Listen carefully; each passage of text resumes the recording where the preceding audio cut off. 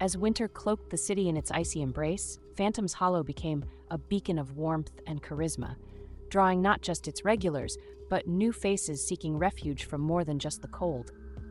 The atmosphere was thick with anticipation and the memory of whispered legends, as if the walls themselves were waiting for something or someone to arrive. One bustling evening, as I was serving a concocted brew to a gnome with an affinity for rare herbs, the door to the hollow swung open with a gust that scattered leaves and frost across the wooden floor. The figure that stepped inside was cloaked in a heavy hooded mantle, obscuring their features, but not the palpable aura of power that seemed to ripple the air around them. Vincent, who was usually unflappable, stiffened visibly, his eyes narrowing as he assessed the newcomer. He quickly made his way over to me, his voice a low whisper. "Cora, be careful with this one. That's Maris. She's a time weaver and not one to be taken lightly. Time weavers can see the threads of past and future, and they are known to use their knowledge in unpredictable ways." As Maris approached the bar, her gaze lifted, and I saw eyes like the tumultuous sea, deep and stormy. "A drink that tastes of the ages, if you please," she said, her voice resonant and layered as if echoing across vast distances. Choosing my ingredients carefully, I mixed a drink with elderberry for longevity, a spritz of thyme for its connection to the temporal, and a hint of vermouth for its complexity. I presented it to her with a respectful nod, watching as she tasted it, her expression thoughtful. "Skillfully done, bartender," Maris commented, her gaze piercing me with an almost physical intensity. "You are new to the weaving of worlds, yet you handle your role with a grace that belies your experience." I managed a small smile, unsure how to respond. "Thank you. I'm still learning." Maris sipped her drink again, then set it down, her eyes never leaving mine. "Indeed, and learn quickly you must, for the sands are shifting and the threads of time are tangling. A convergence is approaching, one that will test the boundaries of this sanctuary." Her words sent a shiver down my spine, from the foreboding they carried and the weight of responsibility they implied. "What kind of convergence?" "A convergence of past and future, of shadows and light. Phantom's Hollow will be at the heart of it. As its guardian, you must be ready," Maris explained, her tone urgent. For the rest of the night, Maris shared insights into the nature of temporal convergences, speaking of the fluxes in time that could disrupt the magical balance and the very fabric of reality itself. Elias joined us, his interest piqued, and we discussed strategies to strengthen the Hollow's defenses against temporal disturbances. When Maris finally departed, she left a sense of foreboding and a blueprint for preparation. Over the following weeks, under Elias's guidance, I worked to weave protective spells and reinforce temporal wards around the Hollow. We prepared for a storm and a disruption that could change everything. As I locked up the bar one night, looking out at the frost-covered streets, I realized how far I had come from the woman who once served drinks. Now I was a guardian of a nexus of power, a steward of secrets, and possibly a savior of the sanctuary I had grown to love. The challenge Maris predicted loomed large in my thoughts, but I was no longer just a bartender. I was Cora, the protector of Phantom's Hollow, and I was ready to face whatever the shifting sands of time brought to our doorstep. The anticipation of the convergence grew with each passing day at Phantom's Hollow. The air seemed thick with power, a silent undercurrent running beneath the usual cacophony of clinking glasses and whispered secrets. Elias spent long hours with me, poring over ancient texts and refining our magical defenses. The entire community within the Hollow sensed the approaching event, and a collective effort to prepare bound us together like never before. One evening, as the wind howled ominously outside, signaling the beginning of the convergence, the air inside the Hollow rippled with a strange energy. Patrons looked around, eyes wide, as a soft, luminescent glow emanated from the walls. The convergence was starting. Elias stood beside me at the bar, his expression focused and intense. "Remember, Cora, the key is balance. Keep the energies in harmony. Don't let them spiral out of control." As he spoke, the first sign of the temporal disturbance appeared. The room seemed to stretch and compress, a visual warping of space that made my head spin. A portal slowly opened from the center of the room, swirling with colors that defied description, pulling at the edges of reality. From the portal, figures emerged, Beings of light and shadow, some clothed in garments of a bygone era, others in attire so futuristic it seemed woven from light and air.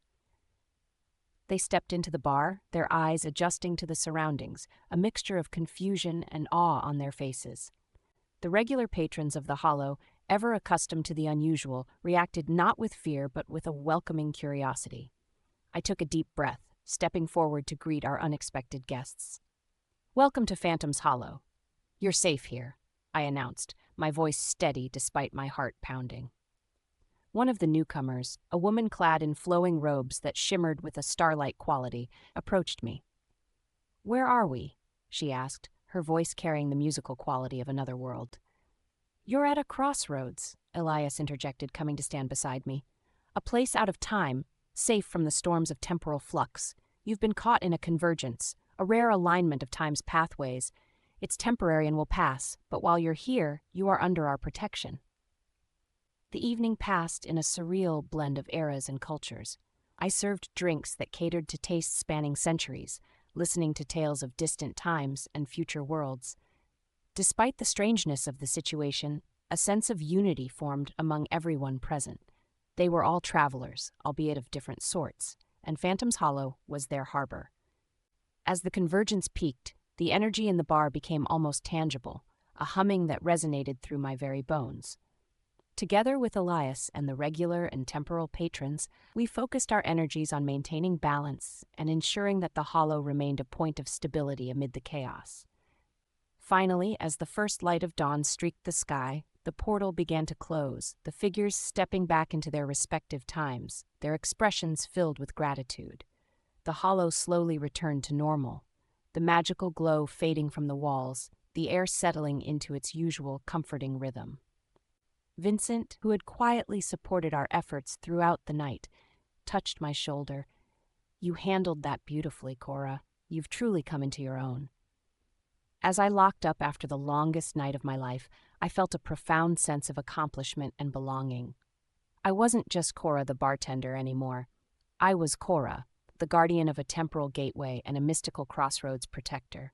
The Hollow had stood the test of the convergence, and I had led that effort. Whatever challenges lay ahead, I knew I would face them with the confidence and support of my community.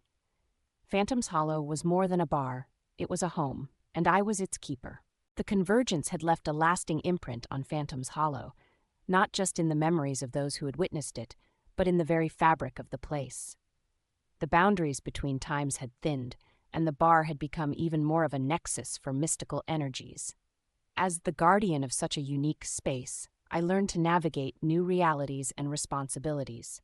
One quiet evening, as I polished the ancient wood of the bar, Vincent approached with a thoughtful expression. "Cora, the convergence has stirred interest in many quarters. You may find that we will have visitors of a more diverse nature. Be prepared for anything." His words were soon put to the test when a group of interdimensional travelers stepped through the door, their appearance shifting and shimmering like a mirage. They were explorers of the multiverse, seeking refuge and respite in our now famous sanctuary. Welcoming such patrons required a blend of diplomacy and discretion, skills I had honed well under Vincent's tutelage.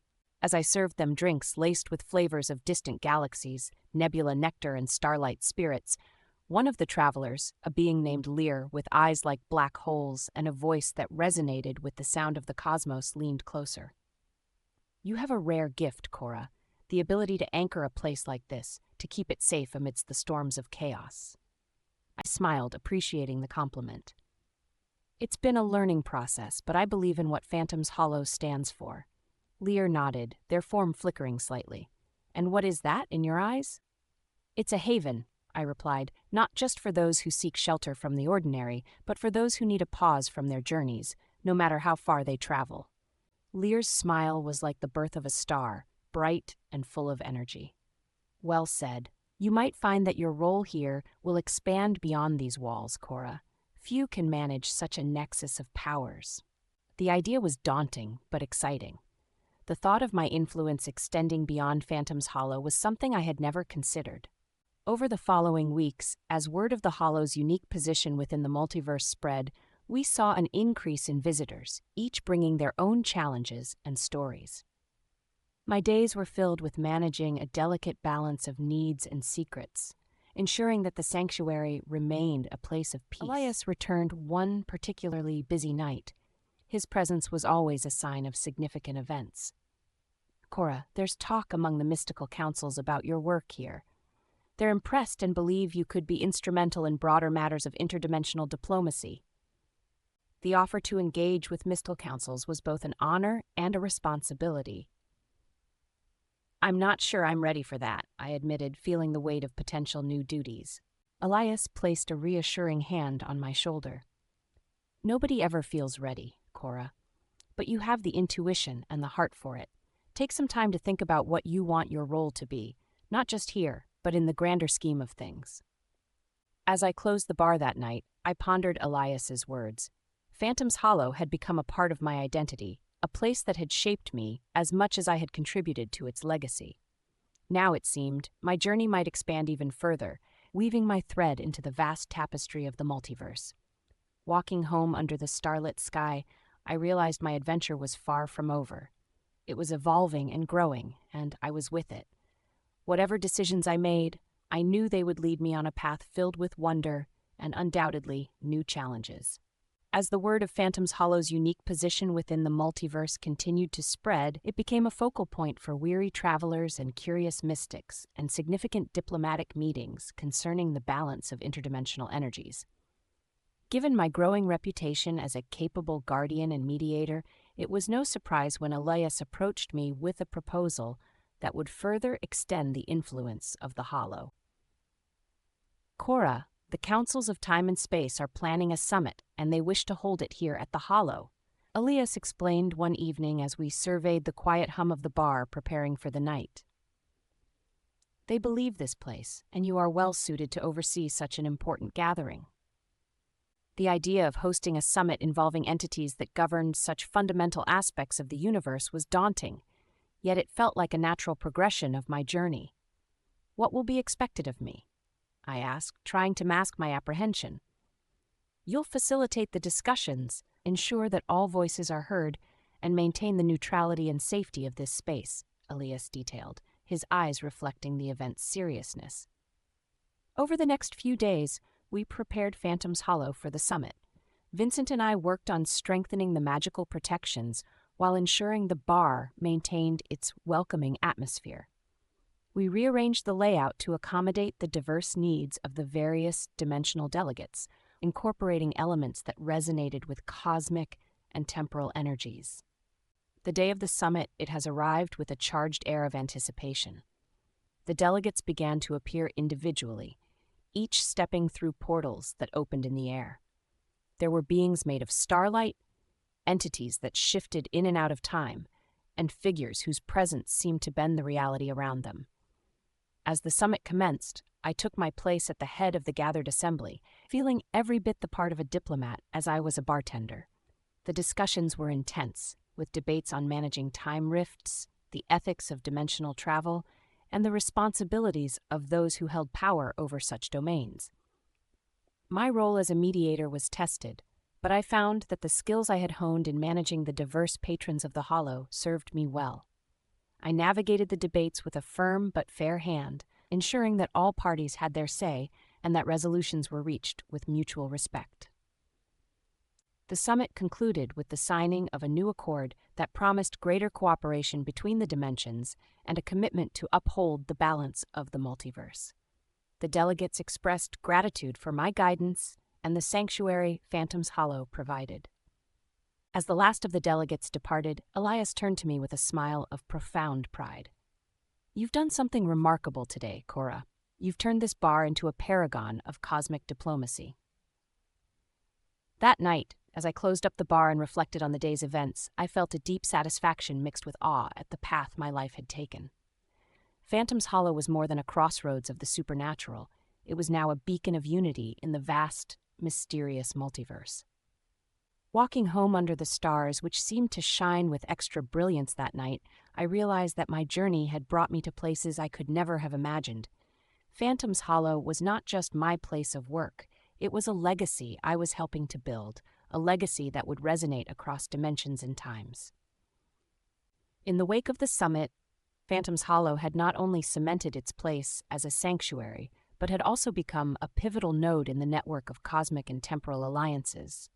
The successful handling of such a monumental event had bolstered my confidence, yet it had also deepened my understanding of the complexities involved in maintaining such a unique space.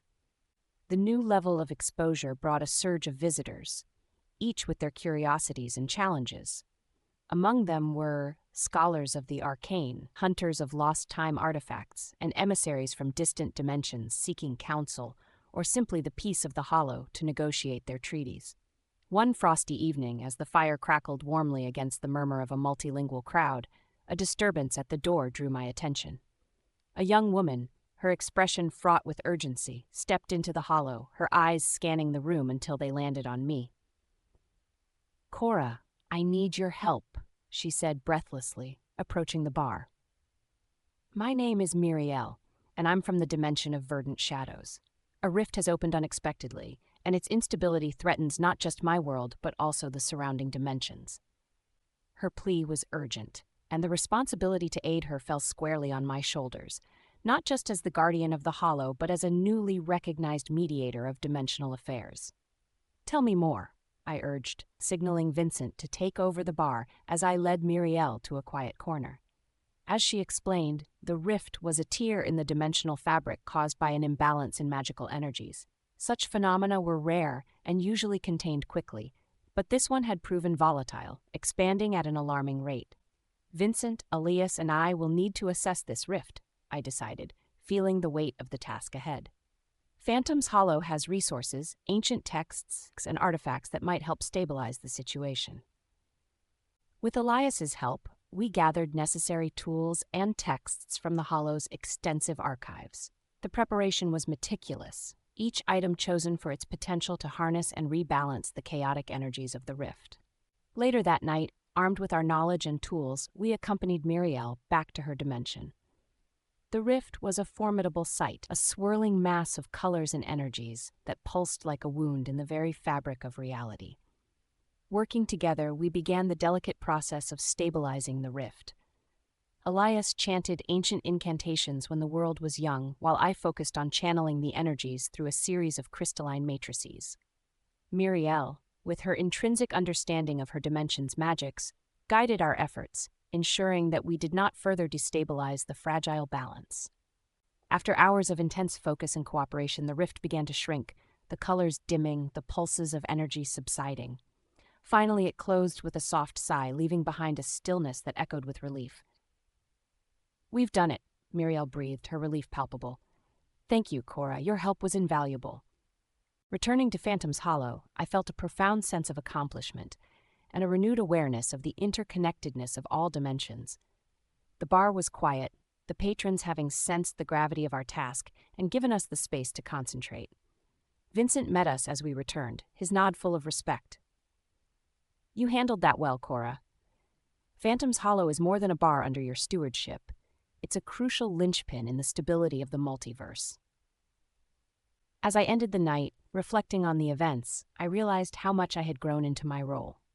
I was no longer just serving drinks, I was serving a greater purpose, safeguarding not just a sanctuary, but potentially countless worlds. If you enjoyed this story, please give it a thumbs up and subscribe to the channel for more spine-chilling tales. Don't forget to hit the bell icon to stay updated with our latest videos. I'd love to hear your thoughts. So leave a comment below and share your scary encounters. Also, consider joining the Fear Frequencies community for exclusive perks and early access to new content. Your support helps us create even more thrilling stories. And if you really enjoyed it, please consider leaving a super thanks.